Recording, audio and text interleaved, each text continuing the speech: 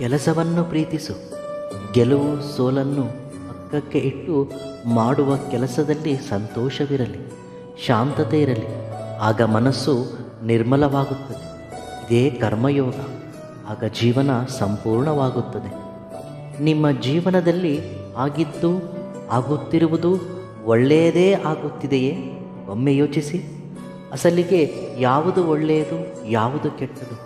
ನಿಮಗೆ ಬೇಕಾಗಿರುವುದು ಆದಾಗ ಒಳ್ಳೆಯದು, ಬೇಡವಾದದ್ದು ಆದಾಗ ಕೆಟ್ಟದು. ವಿಚಿತ್ರ ಏನು ಎಂದರೆ, ನಿಮಗೆ ಬೇಕಾಗಿರುವುದು ಮತ್ತೊಬ್ಬರಿಗೆ ಬೇಡವಾಗಿದೆ, ಅದು ಅವರಿಗೆ ಒಳ್ಳೆಯದು.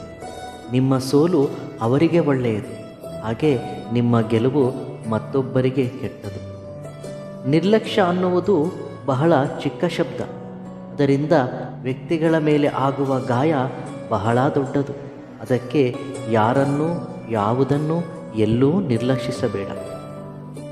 ಒಳ್ಳೆಯದು ಕೆಟ್ಟದು ಅನ್ನುವುದು ಒಂದೊಂದು ಸಂದರ್ಭದಲ್ಲಿ ಒಂದೊಂದು ರೀತಿಯ ಅನಿಸಿಕೆ, ಅಭಿಪ್ರಾಯ.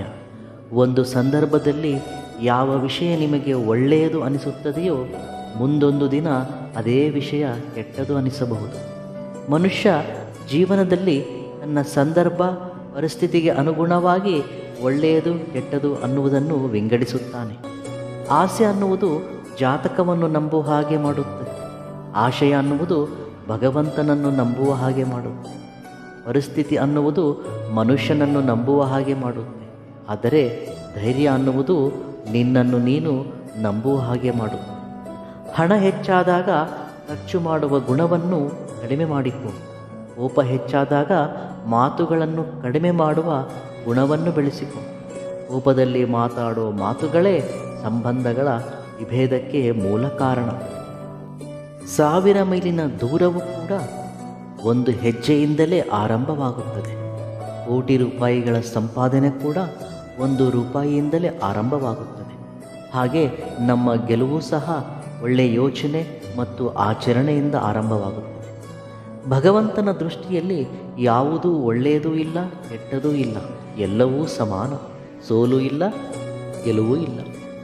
ಅವನ ದೃಷ್ಟಿಯಲ್ಲಿ ಜೀವನವು ಒಂದು ಆಟ.